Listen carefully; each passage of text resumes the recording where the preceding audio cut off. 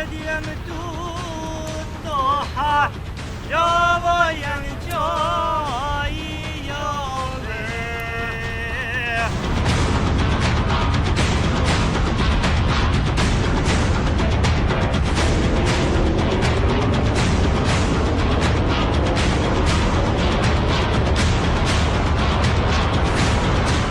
Jam shumë guximshëm. Jam aq sa strem nga pikë kërkujt hiç kur gjë, se jam betu për këtë.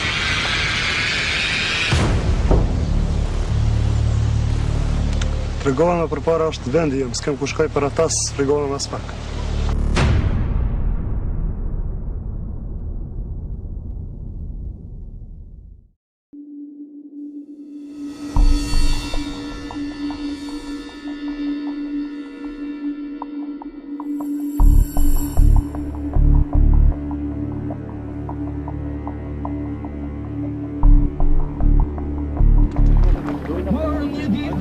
Nga gjeni këti populli, lindi ushtria për shërimin e Kosovës si e vetë një forcë serioze për realizimin e ideale në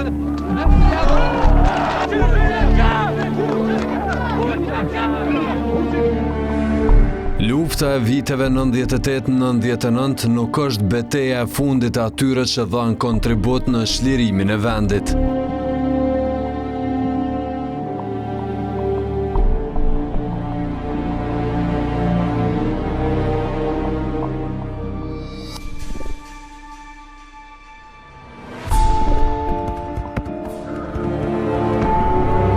Ndonse në rrethana pashjeje, shumë nga udhëheqësit e ushtrisë shlirimtare të Kosovës pas lufte po sfidohen nga drejtësia ndërkombëtare.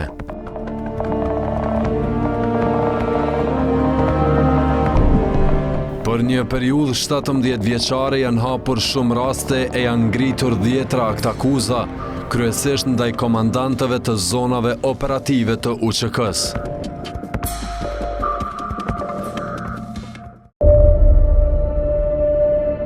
Rasti më i freskët është ai kundër grupit të ashtu quajtur Drenica 2, i filluar më datë 6 nëntor të vitit 2013.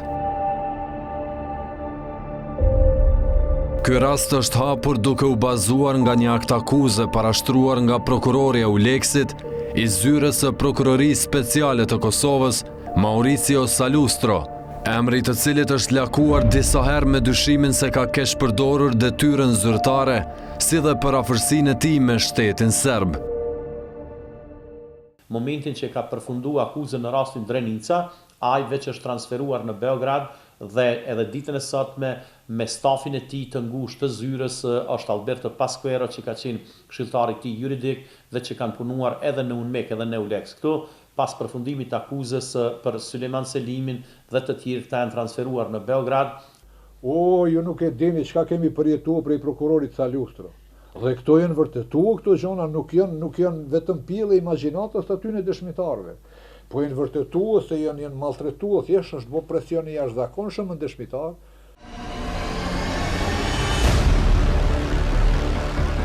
I njëjti prokuror kishte inicuar rastin Drenica 1, por që më pas, 2 pika të akuzës u ndan për një procedurë të veçantë, duke krijuar kështu grupin Drenica 2. Zakonisht land bashkohen, kur janë 2 akuza, parafërsisht për të njëjtat veprime, parafërsisht janë edhe provat e njëjta, ato land bashkohen për më përfundu më shpejt. A këtu nda landa, me të njëjtat prova, akuz ndahet landa në 2 pjesë.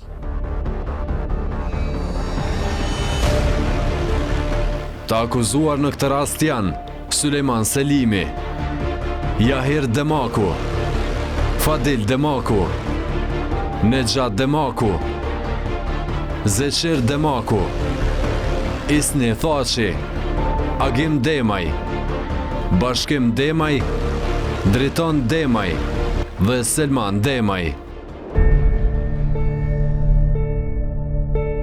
Ata akuzoheshin se derisa ishin pjesëtar të ushtrisë shlirimtare të Kosovës, në bashkëkryerje me njëri tjetrin dhe me antar tjerë, aktualisht të pa identifikuar, kanë dhënuar integritetin trupor dhe shëndetin e dëshmitarit A dhe dëshmitarit B, të cilët janë parashitur si 2 civil të burgosur në qendrën e paraburgimit në Likos, vend ky shënjihet si shtabi i përgjithshëm i UÇK-s.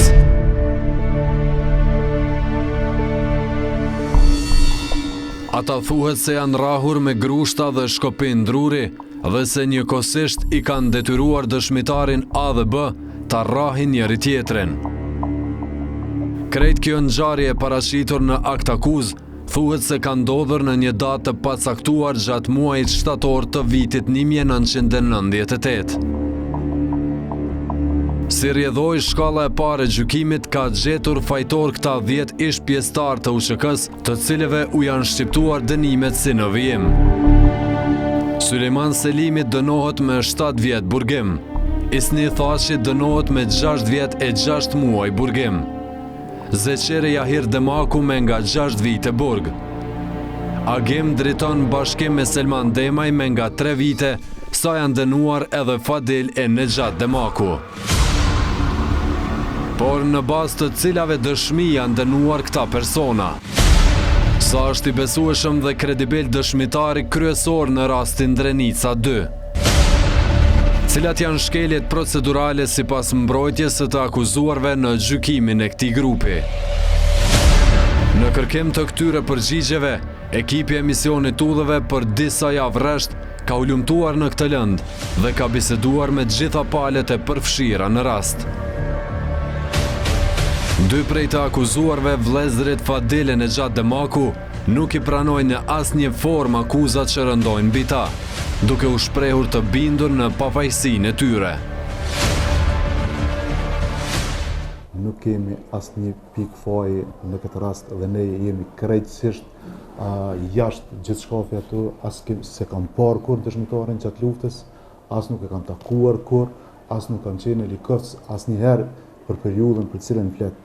Dhe e kam thënë edhe përpara trupit gjykues se në raport me mua dëshmitari vetëm 2 gjëra ka pas të drejtë, që ka thënë se unë kam qenë pjesëtar i ushtrisë ligjore të Kosovës, po ta përsëris atë që kam thënë para trupit gjykues, për cilën ka qenë e vërtetë se kam qenë, dhe ndihem shumë mirë që kam qenë, dhe e dyta, kur thot dëshmitari që e nja, edhe kjo është shumë e saktë që ai më ka njohur që kur kam qenë fëmijë. Asnjëherë nuk ta pranoj këtë gjykim.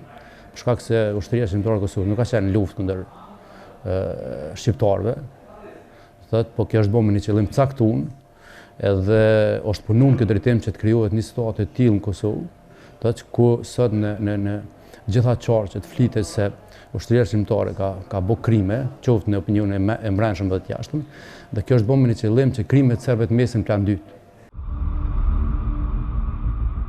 Rasti Drenica 2 i ka vendosur në një pozitë të vështirë dhe avokatët mbrojtës të dënuarve. Ata thonë se në karrierën e tyre, asnjëherë nuk kanë hasur në një rast të tillë, siç thonë ata të njanshëm dhe me verdikt të qartë, qysh nga fillimi i gjykimit. Të gjyqtarët që paraprakisht në trurin e tyre e kanë të vizatuar vendimin se si do ta shqiptojnë, atëherë ka qenë e kotë edhe puna jonë, për shkak se nuk ka pas asnjë arsye, nuk ka pas asnjë provë që askush prej tyre të shpallet fajtor. Unë sot nuk e di,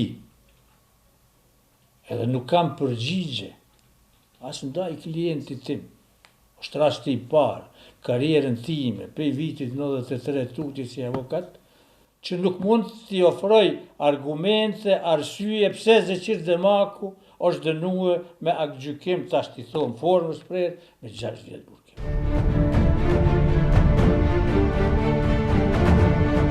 Dilemat për mënyrën e ndarjes së drejtësisë në rastin Drenica 2 nisën të shpalosën në momentin kur ky rast u nda në 2 grupe të mëdha.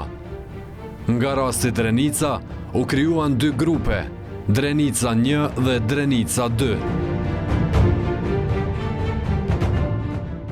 Ndoshta kishte me qenë më arsyeshmja, më e mira, me pyet kryetarin e trupit gjykues, pse? Cila është arsyeja? E këtij e kanë dalë.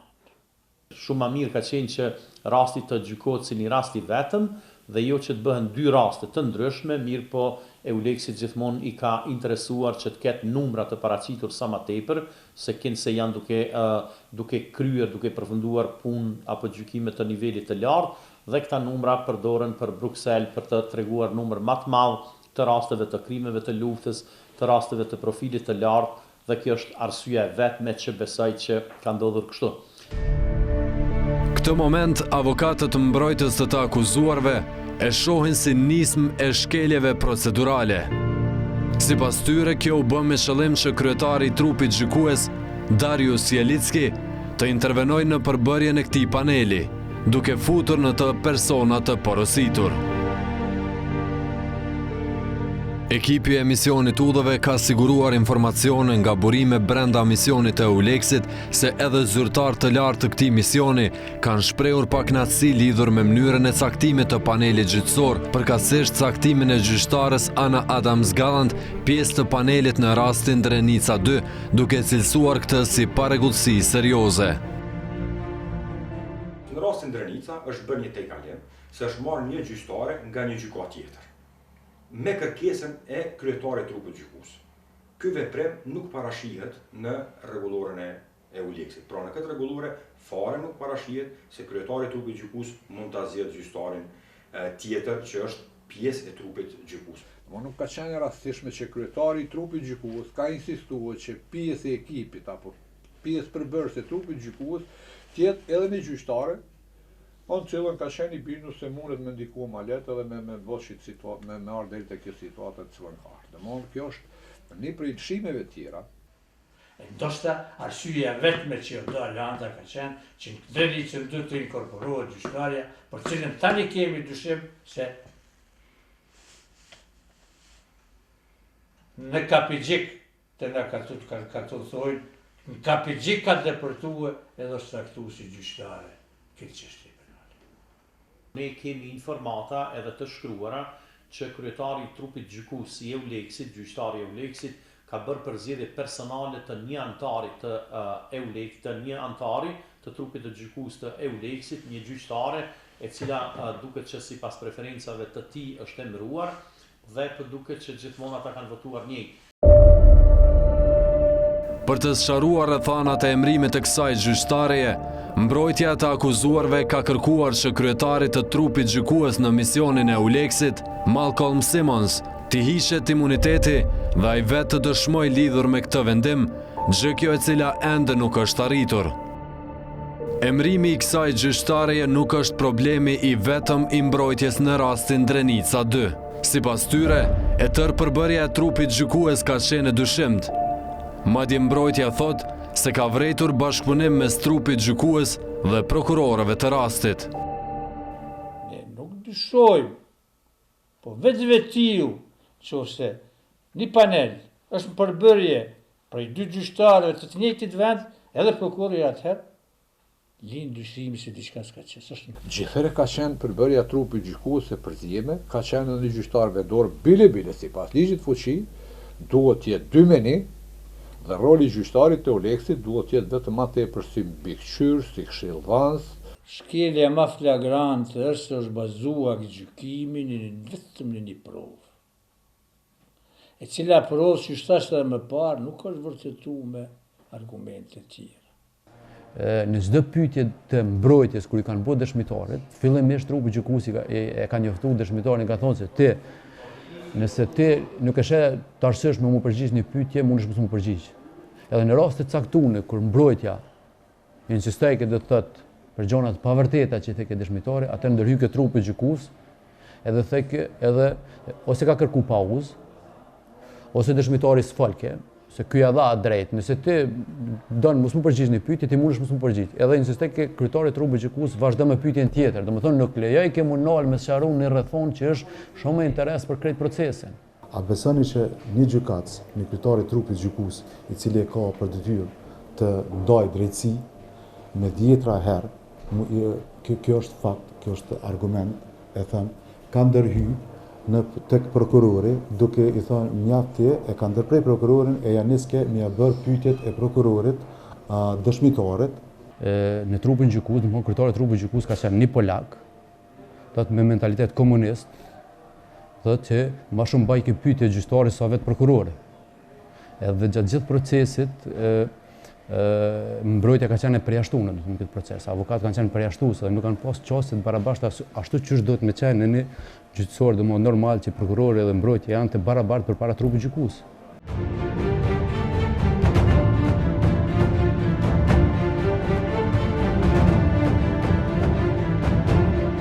Avokatët dhe të akuzuarit nuk u sfiduan vetëm nga zgjedhjet e prokurorëve të rastit. Sfidë për ta ishte edhe pjesëmarrja në seancat gjyqësore. Kjo me qenë se seancat kundër tyre, trupi gjykues ka vendosur t'i mbajë në gjykatën themelore në Mitrovicën e Veriut, pjesë kjo e banuar me shumicë serbe dhe në të cilën shteti i Kosovës ka hasur në telashe të mëdha në shtrirje të kontrollit dhe ndalje së krimit të organizuar. Ne dim se e gjykatë njëherë është kallë veç me qëllim mësë me funksionuar. Dhe ne, e grupit Drenicës, ju caktuar gjykimi pikrisht në gjykatë. Dhe pa tjetër ne në kundërshtimet tona, kemi theksuar përveç arsyeve tjera edhe arsyeve në sigurisë. Nuk e kemi ndjerë vetën edhe as të sigurt në veriun e Mitrovicës, vetë mënyra e udhëtimit për në veriun e Mitrovicës nuk ka qenë shumë e zakontë.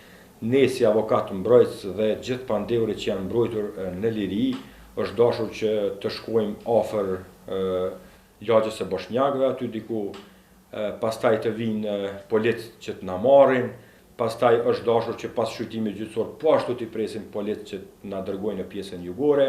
Në momentin kur është bart e gjykimin në veriun e Mitrovicës, kjo është bërë me qëllim të caktuar. Unë kam thonë edhe gjatë gjykimit në apel. Kjo është bërë me qëllim që ky rast më trajtu si rast i jashtëzakonshëm, një diçka që nuk është dashur trupi gjykues me leju, edhe nëse ka kërkuar prokuroria ose prokurori i rastit. Nuk ishte më rëndësi si emri si Fadil Demoka, po si Nexhat Demoka, po ishte më rëndësi pozita që borç në atë kohë në institucionet e vendit dhe kemi mbetur vetëm jashtë të rruga ku është gjykata në pjesën veriore në mbrëmje, kur dihet që ato as ka ligj, as ka rend, as ka rregull, kur ato dihet që bonda kriminale vazhdimisht lëvizin lirshëm.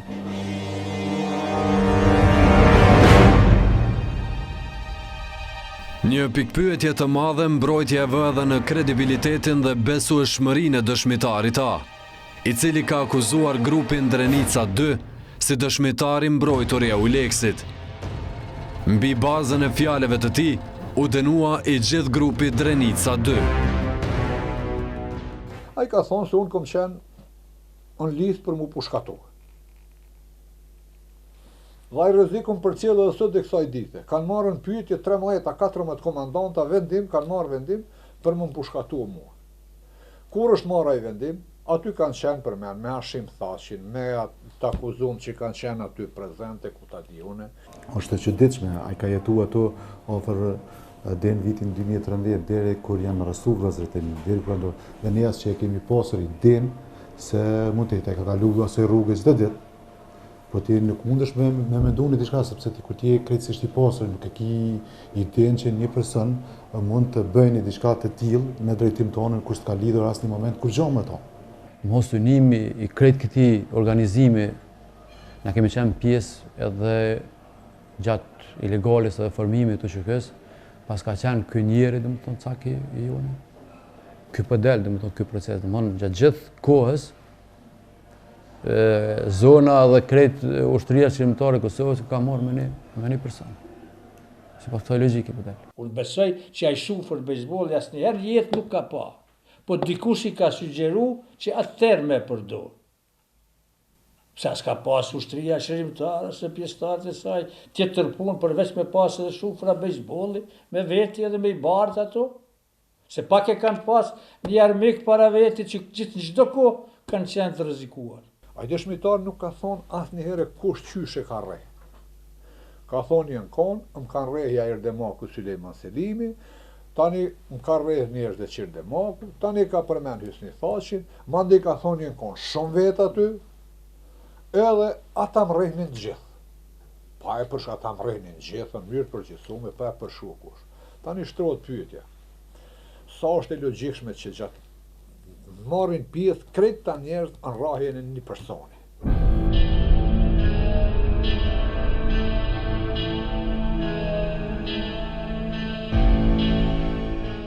Mbrojtja shprehet e bindur se të gjitha pohimet e dëshmitarit A nuk kanë të bëjmë fare me realitetin dhe se krejt ato janë bërë me qëllim të përfitimeve personale për të dhe familjen e tij. Dyshimet janë se ai është joshur nga dikush me para dhe mundësi të daljes jashtë vendit. Edhe kryetari i trupit gjykues, paraprakisht edhe prokurori zoti Salustro e kanë shfrytzuar pozicionin e këtij dëshmitari, i cili 13 vite pas përfundimit të luftës i ka rënë ndërmend që të paraqes akuza, që ta njoftojë Euleksin për kinse situatën që i ka ndodhur atij. Arsyeja e joshjes tij, premtimi për një status që sipas asaj sa ka në informata, veç e ka realizuar saj, sipas asaj që na ka thonë vazhdimisht është transferuar dhe është jashtë. Ka mjaftuar që ai të nxitet nga dikush. Dhe pastaj ai ka qenë gjendje që të vazhdoj tregimin deri në fund për përfitimin e tij edhe materialin në këtë rast. Unë mendoj që duke e njohur çfarë karakteri, çfarë personaliteti ka ai dëshmitar, atij ka mjaftuar vetëm që të largohet diku për një jetë më të mirë. Ai ka folur gjëra të cilat një njeri normal nuk i flet. Ai ka fol gjëra, për shembull, duke pretenduar se Sulejman Selimi i ka dhënë urdhra Hashim Thaçit dhe të tjerëve. Ai ka folur se Amerikanë, Shtetet e Bashkuara të Amerikës, kanë paguar sipas tij nga 500 euro në atë kohë që ka qenë fare monedhë, kërkon në botë ka pas euro në vitin 1998, se kinse 500 euro është paguar secili ushtar që ka vrarë serb. Ai ka folur gjëra të cilat janë të imagjinuara dhe këto janë vrejtur gjatë gjithë gjykimit. Në favor të dënuarve flasin edhe fakte tjera.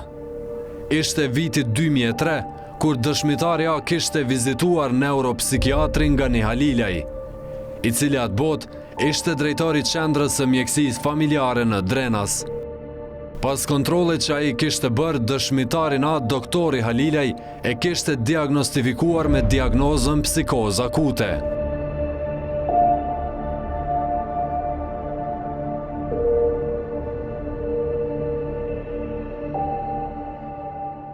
Problemet e tija, gjithsesi pankesat e tija, kanë qenë do të thotë edhe para luftën, por dikosisht do të thotë kanë qenë edhe gjatë periudhës luftës, por nuk ka qenë ashtu të natyrës siç kanë qenë ose të rëndësisë së smundjes, sikur kanë qenë pas luftë. Do thotë ka qenë një evoluim, do thotë i gjendjes e çurisë edhe shtrembullimeve mendore të tij, dhe mund të them do thotë se stadja ose finale dhe ajo që ka arritur do thotë fundin e gjendjes së tij mendore ka qenë do thotë ajo periudhë pas luftës 2000-2005. Haptas është pa që ky dëshmitar ka problemet natyrës psiqike, dokumentacionin mjekësor ne nuk ja kemi krijuar, por e ka sjell vllau i tij. Dokumentacionin mjekësor të vitit 2003 e ka sjell dëshmitari tjetër që ka qenë po ashtu i mbrojtur, mirë po është në raporte familjare, dy janë vllazër. Si manifestohet kjo sëmundje, e cila lidhet me psiqikën e njeriut? Kjo diagnozë është një sëmundje mendore e njeriut, e cila bën që i sëmurit të shtrëmbroj realitetin, proceset dhe ngjarjet. Kjo sëmundje zhvillohet shpejt dhe simptomat e saj mund të shfaqen papritur. Shkaktarët e kësaj sëmundje mund të jenë trashëgimia, alkooli, droga psikoaktive, stresi, trauma dhe infeksionet. Dëshmitari A nuk ishte i vetmi që vuante nga një sëmundje psiqike. I njëjti neuropsikiatër kishte kontrolluar e diagnostifikuar edhe antar tjerë të familjes së dëshmitarit të mbrojtur. Nga pyetjet ka qenë edhe kjo, do thotë se sa janë valide do thotë dëshmitë e dëshmitarit, dhe unë kam thënë se do të bazuar do thotë në gjendjen e tij do thotë psiqike, mendore, shtrembullimin që ka pasur, unë kam thënë se ato deponime nuk janë valide do thotë për dëshmitë. Krejt dëshmitar tjerë që kanë dhënë diçka afirmative në kuptim mbrojtjes të akuzuarve, në kuptim të hudhjes dëshmisë dëshmitarit. A, gjykata e shkallës parë që i ka shpall pabesueshëm, po i ka shpall dëshmitar armiqësor, që është në kundërshtim me kodin e procedurës penale që e kemi në fuqi. Madje trupi gjykues nuk kishte marrë mundin që të kërkojë një ekzaminim shtesë për të vërtetuar pohimet e doktorit Halilaj. Në fakt, sipas mbrojtjes, trupi gjykues ka pasur rastin të dalloj edhe momente të manifestimit të kësaj sëmundje edhe gjatë seancave gjyqësore. Ai ka rajt edhe në mënyrën më flagrante ka manifestuar një vrasësi, një armiqësi ndaj Jahir Demakut. Dhe familjes tij, me vetë fakti që i ka përfshi 4 vllazën. Thashtë nuk mundet, nuk e përthekon mendja shnosh që i kanë qenë ata. Ai ka ngënyer për Jahir Demakun se këse Jahir Demaku i ka marrë ka 3.000 euro për me ju siguru ushtarit një pushë për më bodi, kush ushtari u qykës në Drenicë, është dash me shku te Jahir Demaku, se me dhanë 3.000 marka, jo 3.000 euro, po 3.000 marka për me marrë një pushë. Dhe ate paraqet si ashtytim saj nuk u bë pjesëtari u qykës. Ai ka deklaruar ndër tjera se ka qenë dhe është në gjendje që t'i rrafë të gjithë këta komandant dhe ushtarë të UÇK-s, një nga ne mirë po se kinë se aja është rrahur kur ka qenë në grupë. Dhe qeshjet e tij të një personi të smuar psiqik i kanë pa të gjithë, do thot prej gjyqtarit, prokurorit, ne dhe gjithë klientë tanë, saqë ai në shumicën e rasteve më tepër ka qenë tragjikomik se që ka qenë dëshmitar të cilit do duhet t'i shprehej besimit, duhet t'i jepej besimi. Ko pas kohë ka pas edhe ofendime shumë banale në drejtim të gjithë pandehurve, edhe përkundër faktit se kryetari i trupit gjykues ja tërheqte vërejtën se ai nuk ka të drejtë që t'i ofendoj të pandehurit. Një kontradikt tjetër e thënë nga dëshmitari A është edhe fakti që ai ka aplikuar për statusin e veteranit të luftës së UÇK-s, ndërsa i njëjti ka drejtuar akuzat të rënda ndaj krerëve të kësaj ushtrie. Ai ka aplikuar gjendë të arsyeshme me apliku për statusin e veteranit, me arsyetim se kënse ka qenë pjesëtar i një brigade, ka vënë emrat e brigadës, e është me përgjegjësi morale dhe penale, deklaroj se dhanat që i kom thonë këtu janë vërtet. Dëshmitari ishte kujdesur që në akuzën e tij të mos e përfshi Xhevat Demakun, i cili në kohën kur pretendohet se ka ndodhur ky rast, ishte gjallë dhe pjesë e UÇK-s, megjithatë ai asnjëherë nuk është përmendur nga dëshmitari, gjë kjo e cila shton dyshimet e mbrojtjes se i gjithë ky rast kishte për qëllim që në çdo formë të dënojë të gjallët. Ky dëshmitar, kryesorja ja ka arrit në qëllimin e tij të keq, me ndihmën e keqe dhe me veprime kundërligjshme dhe të dënohen prisit e UÇK-s të zonës operative të Drenicës dhe komandanti suprem, që në atë kohë ka qenë general Sulejman Selimi, me dëshminë e një dëshmitari me probleme tepër të rana psiqike, kjo mund të ndodhë vetëm në gjykatat e Kosovës, të cilat në këtë rast kanë qenë krejtësisht në panele prej gjyqtarëve të EULEX-it. Emisioni Udhëve ka arritur të sigurojë edhe një pjesë të procesverbalit të disa prej seancave të mbajtura kundër grupit Drenica 2. Sipas mbrojtjes, këto pjesë të cilat opinioni kosovar mund të mos i di, janë dëshmi shtesë që vërtetojnë dëshminë e doktor Gani Alilajt lidhur me sëmundjen e dëshmitarit A. Pasi më rrehnin, ata më kthenin në qeli, duke me ofenduar dhe duke me quajtur spion. Më thoshin se ishin paguar nga Shtetet e Bashkuara për t'i vrarë spionët dhe se kur ta pastrojmë Kosovën nga spionët, pastaj neve komandantët do të na dërgojnë në Gjenevë. Dëshmitar, ju lutem përsëritni në fjalinë e fundit. Ju thatë se SBA-ja... Kur më rrehnin, ata më thoshin, ne paguhemi nga SBA-ja që t'i vrasim spionët, dhe nëse Serbia fiton komandantët, do të dërgohen në Gjenevë. Unë nuk e thash atë. Ju e përmendët. Cila është kërkesa juaj? Unë mendoj se nuk duhet i bërtasim dëshmitarit sepse kisha përshtypjen se ai nuk dinte çfarë ishte duke ndodhur në disa momente. Ju po i thoshit që të ndalet dhe qetësohet, por ato fjalë nuk u përkthyen. Stresi i tij ishte shumë i dukshëm në ekran kur filloi të flas pa kontroll. Kjo është e tëra. Është më rëndësi që dëshmitarit t'i jepet rehatia dhe hapësira që të rrefejnë ngjarjen. Nuk ka qenë vetëm një person, sepse nuk kanë guzim të më vinë vetëm edhe sot e kësaj dite, mirë po ata kishin qenë në grup.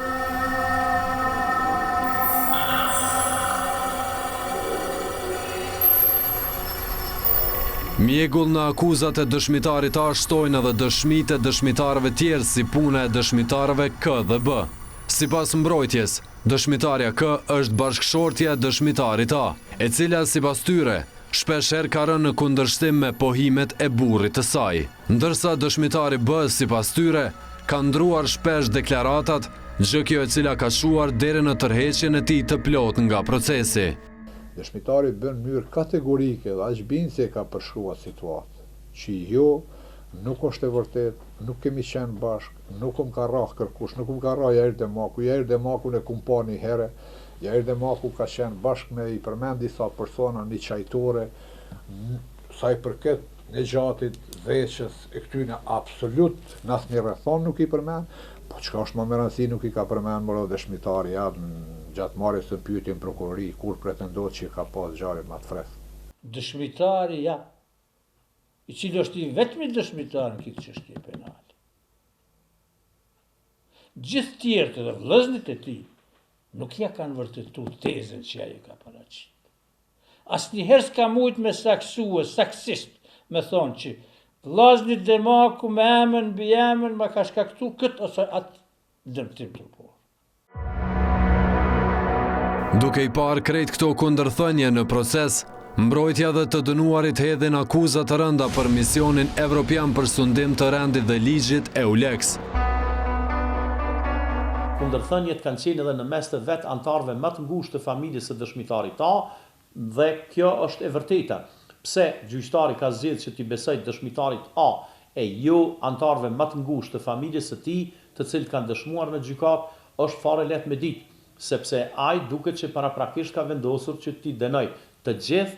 Unë them që brenda EULEX-it ka gjyqtar, ka prokuror, të cilët mendoj që janë shumë papërgjithshëm, janë pjesë e agjendave edhe të vendeve të cilat janë kundër pavarësisë së vendit tonë dhe ata nuk kanë vepruar në kodër të drejtësisë së përgjithshme që është parim i tyre, por kanë kryer agjendat të caktuara të misioneve të caktuara për interesat të caktuara të cilat janë edhe kundër vendit tonë, kundër pavarësisë së vendit tonë. Po mrena e EULEX-it ki matrapaz e rrugaçe ki gjithçka.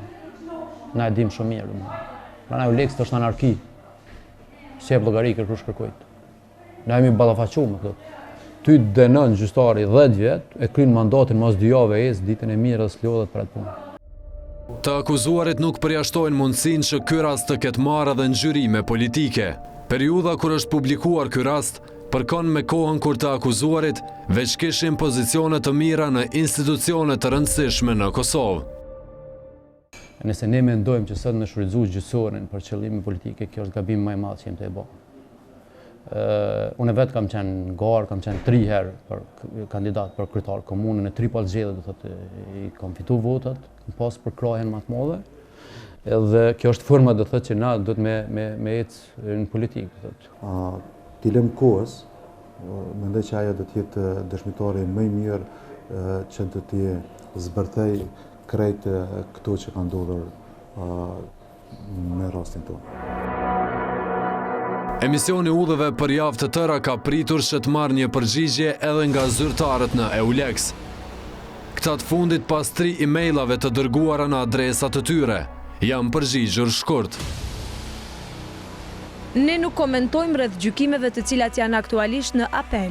Të gjitha seancat gjyqësore gjatë gjykimeve kryesore kanë qenë të hapura për publikun e Kosovës dhe mediat e Kosovës, raportonin gjërësisht.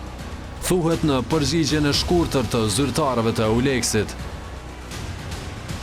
Në fakt gjykata e apelit si shkallë e dytë e drejtësisë tashmë e ka dhënë fjalën e saj.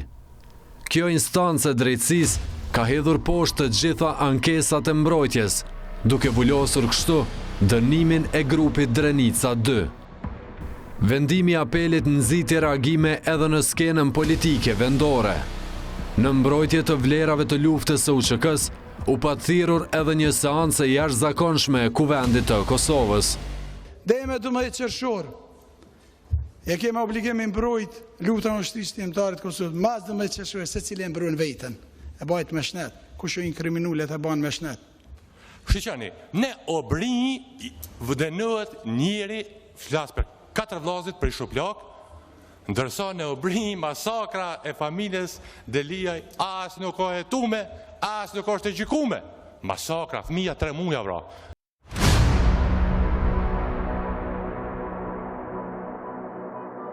Si do qoftë, për rastin Drenica 2 ka mbetur vetëm edhe gjykata supreme ta thot fjalën e saj përfundimtare.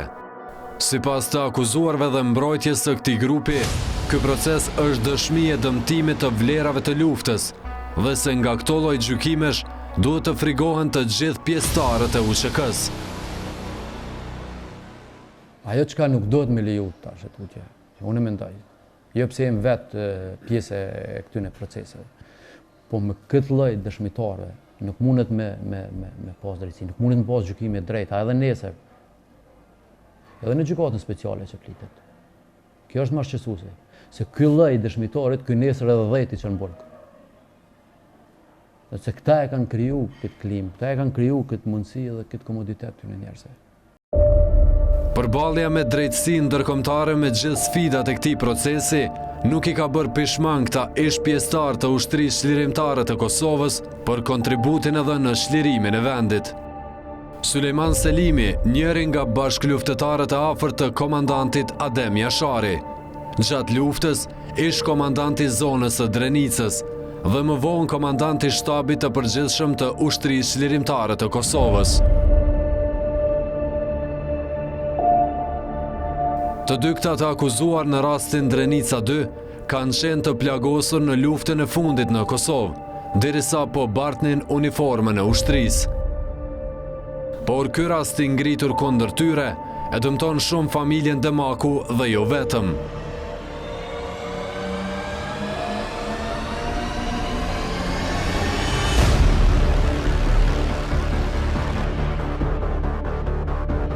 Ish luftëtari i grupeve ilegale të UÇK-s, të udhëhequra nga komandanti Adem Jashari, i cili gjatë luftës udhëhoqi brigadën 111 Adem Jashari, e njohur si njësia Elit Tigrat e Zi, Jahir Demaku, ka vite që ndodhet prapa grilave.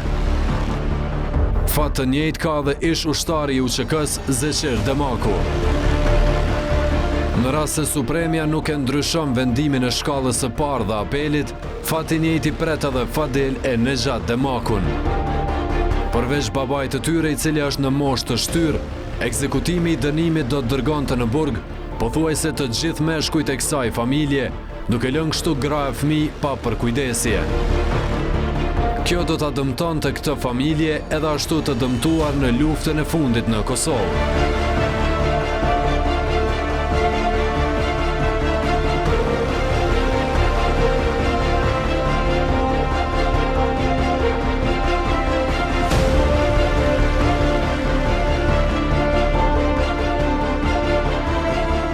Ky është Xhevat Demaku, i cili ra dëshmor në betejën e 7 prillit, e cila njihet si njëra nga betejat më të forta të brigadës 111 të UÇK-s.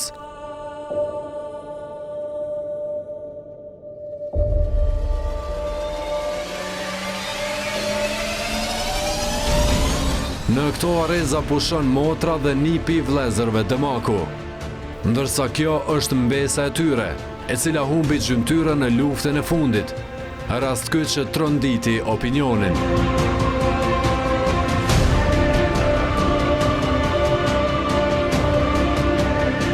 Kontribut të çmueshëm dhanë edhe të akuzuarit tjerë, Isni Thaçi e vëllezri Demaj, të cilët po ashtu ndihmuan luftën e ushtrisë çlirimtare të Kosovës. Derisa para 17 vitesh, emri i ushtrisë çlirimtare të Kosovës shënonte fillimin e kthesës historike. Vite pas luftës, ky emër më së shumti është përmendur në seanca gjyqësore. UÇK! UÇK! UÇK! UÇK! Shumë bukur!